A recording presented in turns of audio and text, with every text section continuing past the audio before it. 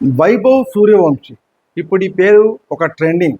ఎందుకంటే ఐపీఎల్లో విధ్వంసం సృష్టించడంతో పాటుగా వెటరన్ క్రికెటర్స్ కూడా ఉద్దండులైన వారు కూడా ఆయన గురించి మాట్లాడుకుంటారు.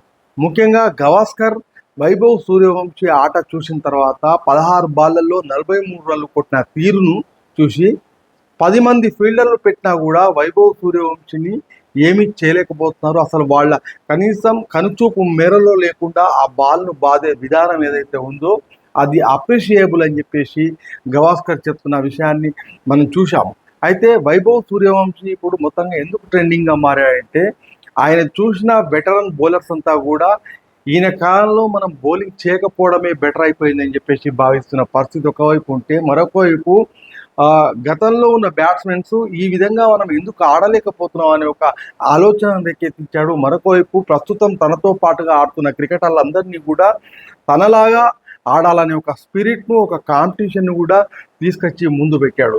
కేవలం పాలబుగ్గల ఒక 15 ఏళ్ళ కుర్రవాడు మొత్తంగా నూనుగు మీసాలు కూడా ఇంకా పూర్తిగా రాని ఏజ్లో ఒక విధ్వంసం సృష్టిస్తూ క్రికెట్ చరిత్రలోనే ఒక ట్రెండింగ్ హీరోగా మారిపోవడం అనేది విశేషం.